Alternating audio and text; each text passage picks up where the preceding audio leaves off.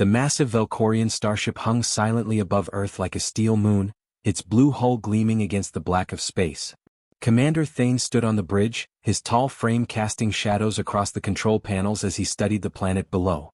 His pale blue skin reflected the glow from dozens of screens, each one showing different readings from the world they had discovered.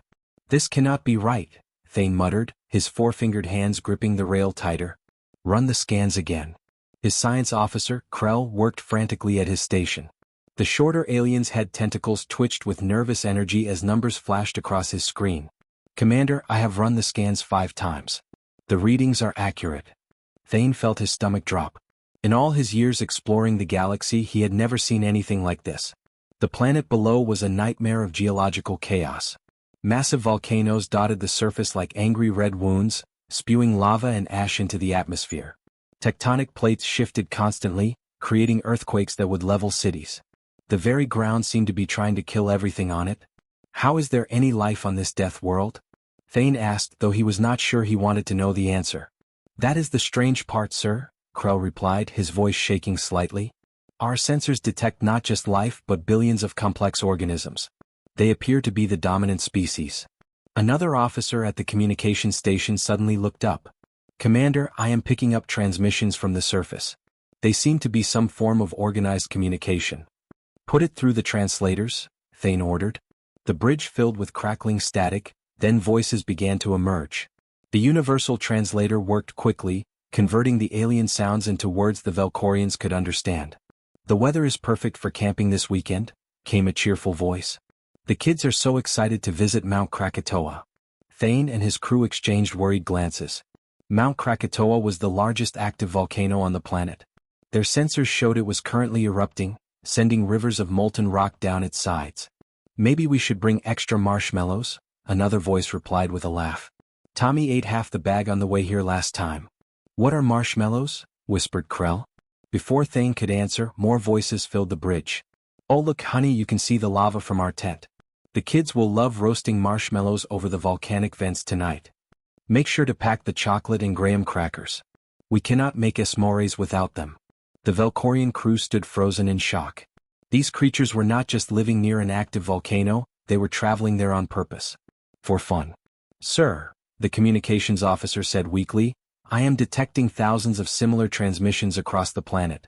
They all seem to be discussing recreational activities near geological disaster zones."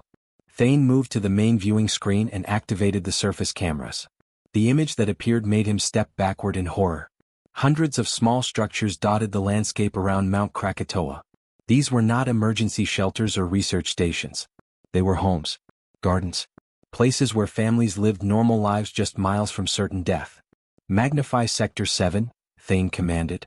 The camera zoomed in closer and what they saw defied all logic. Small beings that walked on 2 legs were setting up colorful shelters near the base of the volcano. Children ran around laughing while adults unpacked supplies. Steam rose from the ground where lava met water, but the humans seemed completely unconcerned. "They are having some kind of gathering," Krell observed, his voice barely above a whisper. "A celebration." As they watched, a group of human children approached one of the lava vents. The Velcorians expected to see them run away in terror, but instead the children pulled out long sticks with white objects attached to the ends. They held these sticks over the glowing lava while adults cheered them on. "They are cooking food," Thane said in disbelief, "using the volcano as a heat source." One of the children accidentally dropped his marshmallow into the lava. Instead of crying or showing fear, he simply laughed and asked his parent for another one. The casual way they treated the deadly force of nature made Thane feel sick. "Sir," Krell said, checking his instruments, "I am reading more volcanic activity. Mount Krakatoa is building up to a major eruption." "We must warn them," Thane decided quickly. "Open a communication channel." "Commander," the communications officer reported, "the humans are already aware. They are excited about it." More voices came through the speakers. "Did you hear? The rangers say Krakatoa might have a big eruption tonight. Perfect timing for our camping trip. The kids have never seen a real eruption before. This will be educational. I hope it lasts long enough for us to make s'mores. Nothing beats the taste of marshmallows roasted over fresh lava." Thane sank into his command chair, his mind struggling to process what he was hearing. His species had evacuated entire star systems when volcanoes showed even minor activity. These humans were planning family vacations around major eruptions. "Commander," Krell said softly, "what kind of species lives like this? What kind of beings treat planetary destruction as entertainment?" Thane watched the screen as more human families arrived at the volcano, setting up camps and preparing for what they called a fun weekend. Children played games while lava flowed just hundreds of meters away. Parents cooked meals using the heat from the Earth itself. "I do not know," Thane admitted, his voice filled with a mixture of horror and fascination. "But I think we are about to find out." Dr. Vex had not slept in 3 days. The Velcorian scientist sat hunched over his workstation, surrounded by towers of data tablets and holographic displays showing Earth's geological readings. His normally neat appearance was disheveled, his lab coat wrinkled and stained with spilled coffee substitute. Every few minutes he would shake his head and mutter something under his breath. "This is impossible," he whispered for the 100th time, staring at the numbers on his screen. "Life cannot exist under these conditions." Commander Thane approached the science station, concern written across his blue features. "Doctor, you need to rest. You have been working non-stop since we arrived." "Rest?" Vex looked up with wide, bloodshot eyes. "Commander, do you understand what I have discovered? This planet should have been lifeless millions of years ago." Thane pulled up a chair beside his chief scientist. "Show me." Vex's fingers danced across his control panel, bringing up a three-dimensional model of Earth. Red dots appeared across the surface like a disease spreading through healthy tissue. "These are active volcanic sites," Vex explained. 1,451 active volcanoes. On my homeworld, we have 3 dormant ones, and we built our cities as far away from them as possible. More colored dots appeared on the model. Yellow lines crisscrossed the continents like cracks in broken glass. Earthquake fault lines. The entire planet sits on moving pieces of rock that constantly crash into each other. The ground literally moves under their feet every day. Thane watched as blue swirls appeared over the oceans and continents. Weather systems that would destroy our strongest buildings. Spinning storms with winds that could tear apart our starships. Walls of water that sweep across entire regions. Frozen precipitation that can bury cities. The holographic Earth now looked like a nightmare world, covered in danger symbols of every color. Vex gestured at it with shaking hands. Any one of these conditions would make a planet uninhabitable for intelligent life. This world has all of them happening constantly everywhere. Yet the humans survive, Thane observed. Survive? Vex laughed, but there was no humor in it. "Commander, they do not just survive. They thrive. Watch this." The model zoomed in on a section of the planet where red volcanic symbols clustered together. Tiny white dots appeared, representing human settlements. "These are their cities and towns. Notice where they built them." Thane leaned closer and felt his blood chill. The white dots were not scattered randomly across safe areas. They were clustered around every red volcano symbol, like moths drawn to flame. "They build their homes near the volcanoes," Thane said in disbelief. "Not just near them," Vex replied, manipulating the display. "On them. This is what they call Hawaii. An entire chain of islands made from active volcanoes, with millions of humans living directly on top of them." The display showed aerial footage of volcanic islands covered in green vegetation and human structures. Cities sprawled across landscapes that still steamed with geological activity. "Here is what they call Japan," Vex continued. 111 active volcanoes, and over 100 million humans living among them. They have cities built right next to volcanoes that erupt regularly. Thane watched footage of humans going about their daily lives while mountains of fire loomed in the background. Children walked to school past signs warning of volcanic danger. Adults drove to work while ash fell like snow from recent eruptions. "What about the earthquakes?" Thane asked. Vex switched displays, showing a map covered in yellow fault lines. Their largest cities are built directly on top of the most active earthquake zones. Los Angeles sits on several major fault lines. San Francisco was completely destroyed by an earthquake just over a century ago, and they rebuilt it in exactly the same spot. "That makes no sense," Thane protested. "Why would they rebuild in a place that tried to kill them?" "Because," Vex said, bringing up more footage, "they consider it normal. Watch this." The screen showed news reports from Earth. Human reporters stood calmly in front of erupting volcanoes, describing the events like they were discussing the weather. "The evening eruption is expected to be particularly beautiful tonight," one reporter said cheerfully while lava fountains shot up behind her. Perfect for families planning volcano viewing parties. Another report showed a human family having a picnic while the ground shook from an earthquake. Just a small tremor, the father said with a laugh, steadying his coffee cup. The kids barely noticed. Vex switched to what appeared to be some kind of educational program for human children. A cheerful woman stood in front of a smoking volcano, explaining how lava flows worked to a group of small humans who watched with fascination rather than fear.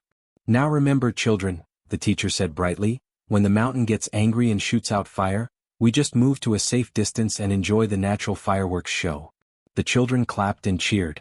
One small girl raised her hand. Miss Thompson, can we roast marshmallows when it erupts? Of course, dear. That is the best part of living near a volcano. Thane sat back in his chair, overwhelmed by what he was seeing. They teach their young to embrace the danger. It gets worse, Vex said grimly. Look at this. The display showed human tourism websites advertising vacation packages to active disaster zones. Visit Mount Etna during eruption season. Earthquake tours of the San Andreas Fault. Hurricane watching cruises. They pay money, Vex explained, to experience the very things that would send our people fleeing in terror. They call it adventure tourism. Thane watched video of humans deliberately flying aircraft into massive storm systems, laughing and cheering as they were tossed around by winds that could destroy buildings. Commander, Vex said quietly, I have spent my entire career studying life on dangerous worlds. I have seen creatures that can survive in acid rain and beings that live in radiation that would kill us instantly. But I have never seen anything like this. What makes them different? Thane asked. Vex turned to face his commander, his expression a mixture of fear and admiration. Every other species we have encountered tries to avoid danger or adapt to survive it. Humans do something else entirely. They seek it out. They play with it. They turn planetary disasters into family entertainment. On the screen, a human child squealed with delight as her marshmallow caught fire over a lava vent. They have not conquered their death world, Commander, Vex whispered. They have made friends with it. Ambassador David Wright adjusted his tie as he stepped aboard the Velcorian flagship. The human diplomat looked completely relaxed, carrying nothing more than a small briefcase and what appeared to be a camping backpack. Behind him, the airlock sealed with a hiss that made every alien on the bridge flinch. The Velcorians had prepared for this meeting like they were welcoming a nuclear bomb aboard their ship. Emergency shields hummed at full power. The air filtration systems worked overtime, cycling the atmosphere every 30 seconds. Warning lights blinked constantly, and medical teams stood ready in the corridors. Every crew member wore full environmental suits, their faces hidden behind thick protective glass. Welcome aboard, Commander Thane said through his suit speaker system. His voice sounded tinny and distant through multiple layers of filtration. Please do not make any sudden movements. David looked around at the sea of environmental suits and raised an eyebrow. Are you folks having some kind of contamination drill? I passed all the health scans down at the shuttle bay. No contamination, Dr. Vex replied nervously, his suit's life support systems beeping rapidly. We are simply taking precautions when dealing with beings from a death world. Death world? David laughed, the sound echoing strangely in the sterile chamber. You mean Earth? That is funny. We just call it home. The Velcorians exchanged worried glances through their helmet visors. Several crew members took a step backward when David opened his briefcase with casual confidence. I brought some photos to show you what Earth is really like, David said, pulling out a tablet device. I think there has been some kind of misunderstanding. Commander Thane approached carefully as if David might explode at any moment. Ambassador, we have studied your planet extensively. The geological instability alone should make it uninhabitable.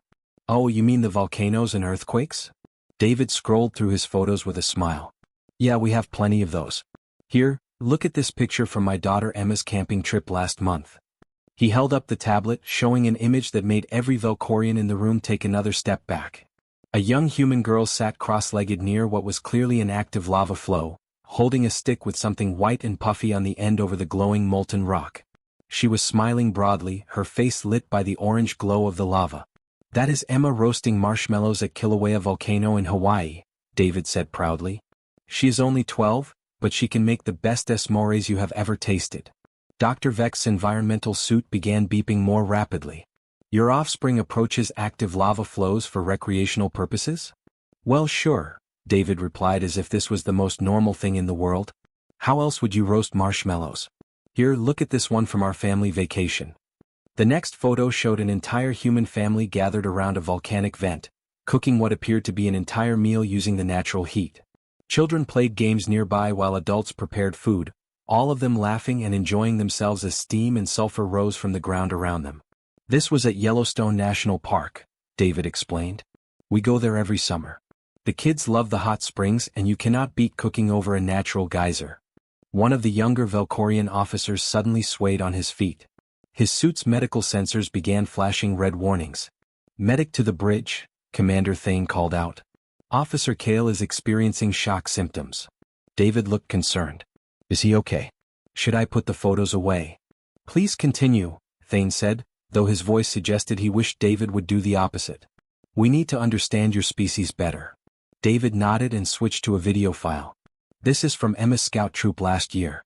They were learning about geology by visiting Mount Vesuvius in Italy.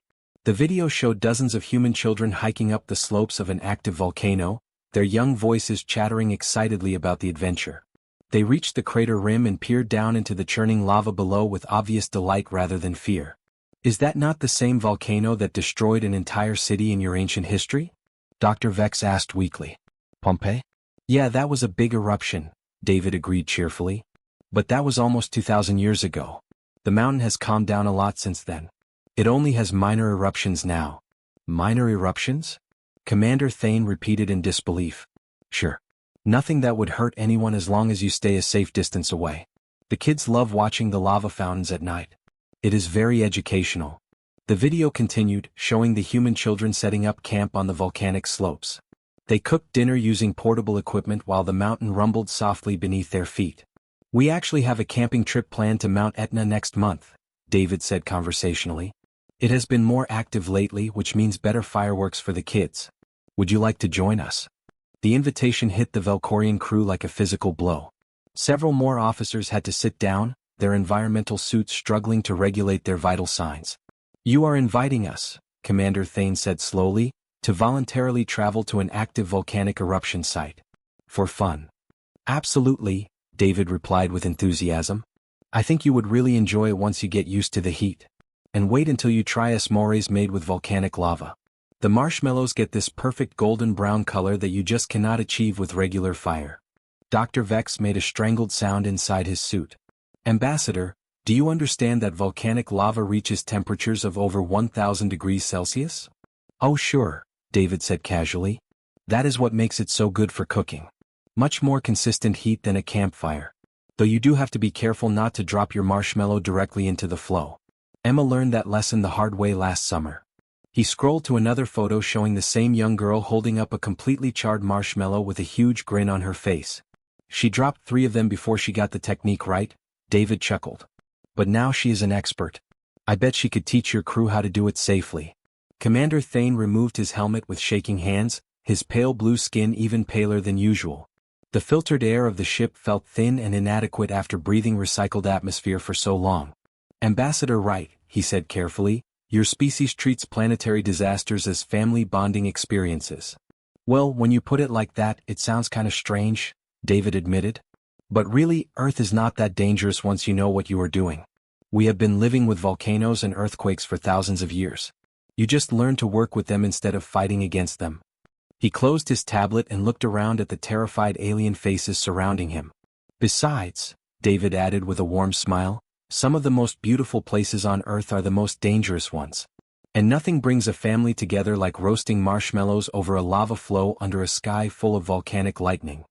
The bridge fell completely silent except for the humming of life support systems and the rapid beeping of multiple medical sensors monitoring stressed Valkorian crew members. The Galactic Council chamber had never seen such chaos. Representatives from 47 different species filled the massive amphitheater, their voices rising in a cacophony of clicks, whistles, and translated words. At the center of it all stood a holographic display showing Earth, rotating slowly like evidence in a cosmic trial. Senator Korax of the Thermal Coalition slammed his crystalline appendage on his speaking podium. Order. We must have order. His voice boomed through the universal translators, causing several smaller species to cover their auditory organs. The chamber gradually quieted, though nervous chittering continued from various sections. We are here, Korax announced, to address the human problem. These beings from the death world Earth have applied to join our peaceful galactic community. However, their behavior suggests they are too dangerous and unpredictable for civilized society. Murmurs of agreement rippled through the assembly. The representative from the Cautious Collective, a species that had evolved on a planet with no weather variations, spoke up in their trademark whisper.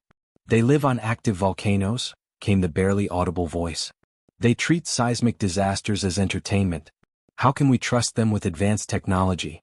High Counselor Neth, the ancient leader of the galactic government, raised one of her 6 arms for silence. Her wrinkled face showed the wisdom of centuries, but also deep concern. The humans have requested membership in our alliance, she said slowly.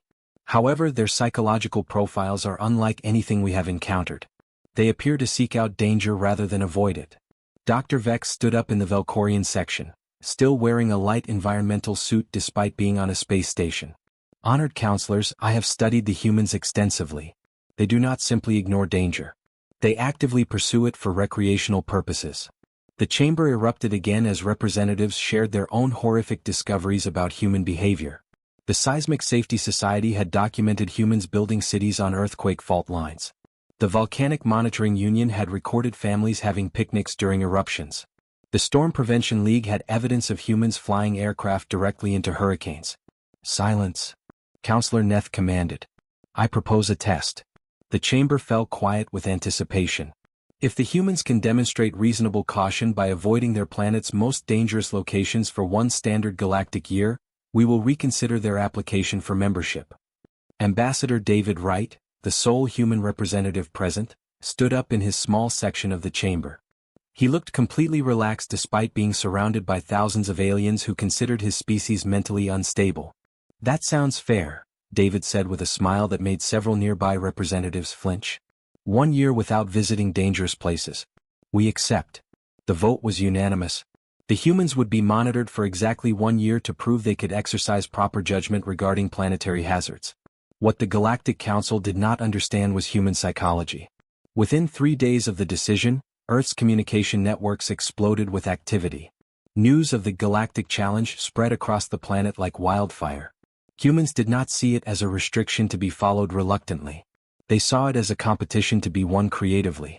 Dr. Vex monitored the situation from his research station, watching in growing horror as humanity completely misunderstood the purpose of the test. Commander Thane, he called out, his voice tight with panic. You need to see this. The display showed Earth's internet, flooded with new websites and social media groups. Volcano-free adventures. Non-seismic thrills. Extreme sports without earthquakes. They are treating it like a game, Vex whispered. Unable to visit their beloved volcanoes, humans had discovered that underwater volcanic vents provided similar excitement. Within a week, thermal diving became the hottest new extreme sport, with people swimming down to underwater lava flows while wearing special suits. At least they are using protective equipment, Thane said hopefully. His hope was short-lived. The next report showed humans had found volcanoes covered by glaciers and invented ice fire camping, where families would camp on frozen volcanic slopes and use the underground heat to melt ice for cooking. They are still using volcanoes, Thane observed. They just found ones covered in ice. But it got worse. Forbidden from their traditional earthquake zones, humans discovered that controlled building demolitions created similar ground-shaking effects. Seismic simulation parties became popular, where people would gather to experience artificially created earthquakes while eating dinner. The Galactic Council's monitoring systems detected a dramatic increase in what humans called extreme weather tourism. Blocked from volcano viewing, humans began organizing trips to watch tornadoes, chase hurricanes, and camp in the paths of severe thunderstorms. A human named James started broadcasting something called Storm Chef, where he cooked elaborate meals in the middle of dangerous weather events. Welcome back to Storm Chef, James said cheerfully while standing in pouring rain as lightning crashed around him. Today we are making hurricane burgers using only the power of wind and rain. Remember, since we cannot use volcanoes anymore, we have to get creative with our natural cooking methods. His friend Tom held an umbrella over a portable grill while 100-mile-per-hour winds tried to blow them both away.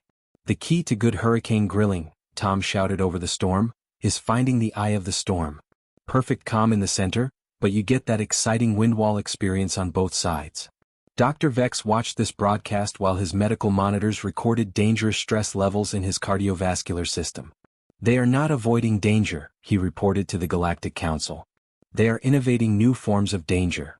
The reports kept coming. Humans had discovered that avalanche zones provided excellent winter sports opportunities. Desert sandstorms became the backdrop for extreme camping experiences. Even forest fires were turned into educational opportunities, with humans organizing controlled burn viewing parties, where families would safely watch prescribed fires while roasting marshmallows. Commander Thane received a personal message from Ambassador David Wright 3 months into the test period. "Hi Commander," David's cheerful face appeared on screen. "Just wanted to thank you for inspiring us to try new adventures. Who knew there were so many ways to have fun without volcanoes? My daughter Emma just learned to surf during tropical storms. She says the big waves are almost as exciting as lava flows." Behind David, Thane could see a group of humans preparing for what appeared to be a camping trip into a blizzard. "We are heading out to experience a Category 5 snowstorm," David continued. "The Weather Service says it will be the storm of the century. Perfect for our winter camping club. Oh, and we figured out how to make s'mores using lightning strikes. Much faster than lava, though you have to time it just right." The message ended with David waving goodbye while thunder crashed overhead. Thane put his head in his hands and wondered what his species had done. They had not taught humans to avoid danger. The emergency session of the Galactic Council had been called after only 8 months of the human test period. What was supposed to be a year-long evaluation had become a crisis that threatened the mental health of monitoring personnel across 47 species. High Counselor Neth stood before the assembled representatives, her ancient face showing signs of stress that had not been there a year ago. Behind her, a massive holographic display showed Earth surrounded by warning symbols in every color of the galactic spectrum. "Fellow beings," she began, her voice carrying the weight of cosmic responsibility, "we have made a terrible mistake." The chamber was unusually quiet. Gone were the usual debates and arguments. Every representative sat in stunned silence, their various forms of attention focused on the evidence of human creativity that had accumulated over the past months. Dr. Vex approached the speaking platform, moving like someone who had seen too much. His environmental suit was now reinforced with additional protective layers, and his helmet was equipped with emergency stress medication dispensers. "Honored Council," he said, his voice barely steady, "I must report that the human test has failed. Not because they could not avoid dangerous activities, but because they have created entirely new categories of dangerous activities that our safety protocols cannot classify." The display behind him lit up with footage from Earth. Humans were engaged in activities that had no names in any galactic language because no sane species had ever conceived of attempting them. "This is what they call tornado surfing," Dr. Vex explained as the screen showed humans riding specialized boards through the edges of spinning storm systems. "They have learned to use the rotational forces of destructive weather patterns for recreational purposes." Senator Korax made a sound that the universal translator could not interpret but was clearly distressed. "This," Vex continued, switching to new footage, "is avalanche racing. They deliberately trigger snow slides and then attempt to outrun them on various vehicles. They keep score and give awards for style points." The display showed humans on skis, snowboards, and motorized sleds racing down mountainsides as millions of tons of snow crashed behind them.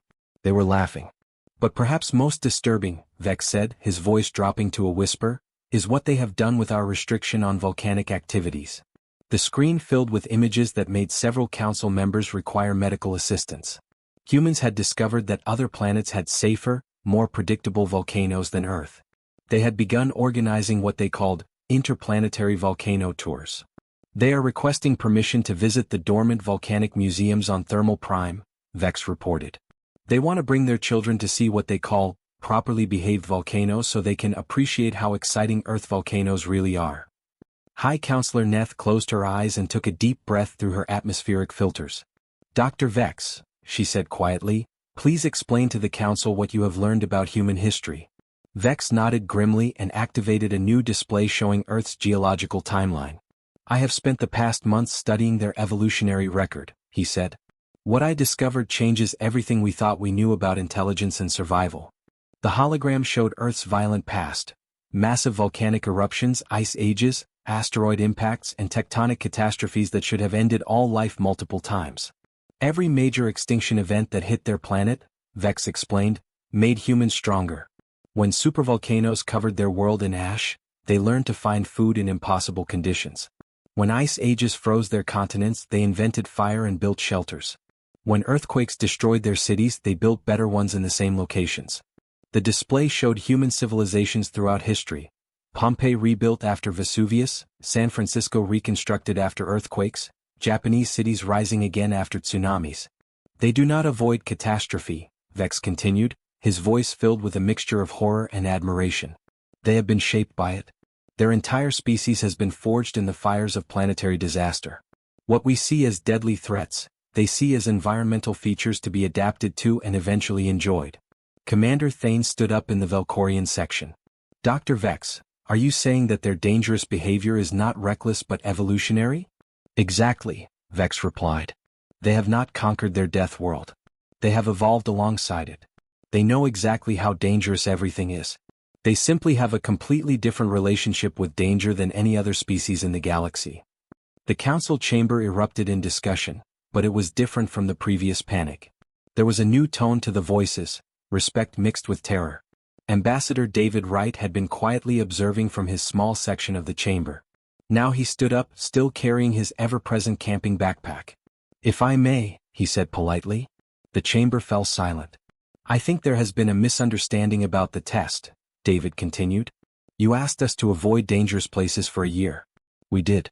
We have not visited a single location that was on your dangerous activities list. Senator Korax stood up, his crystalline form shimmering with agitation. But you created new dangerous activities. Well, yes, David admitted with a smile. You told us we could not go to volcanoes or earthquake zones or hurricane areas. You did not say we could not find new ways to have fun. High Counselor Neth studied the human ambassador carefully. Mr. Wright, do you understand that your species terrifies us? I am starting to get that impression, David replied. But I want you to know that we are not reckless. We take safety very seriously. Emma has never been hurt during any of our volcano camping trips. We always follow proper safety protocols. Your safety protocols, Dr. Vex pointed out, involve roasting food over active lava flows. Right? David agreed. Because that is the safe way to do it. You never put your food directly into the lava. You use the thermal vents and heated rocks around the edges. Much safer than trying to cook over an uncontrolled fire. The logic was unassailable and completely insane at the same time. High Counselor Neth made a decision that would change galactic history. Ambassador Wright, she announced, on behalf of the Galactic Council, I formally invite humanity to join our alliance. But with one condition. David looked interested. What condition? You must promise to teach us about marshmallows before you teach us about volcanoes. David's face broke into a huge grin. He opened his backpack and pulled out several bags of white puffy objects along with chocolate bars and crackers. I thought you might ask, he said. I brought supplies. As the most advanced civilizations in the galaxy prepared to learn the ancient human art of making s'mores, Dr. Vex made one final entry in his research log. Today I learned that courage is not the absence of fear, he wrote. It is the ability to find joy in the face of terror. And perhaps that is exactly what the galaxy needs to learn. On the main screen, Ambassador David Wright began teaching a group of terrified alien diplomats how to safely roast marshmallows over a carefully controlled flame.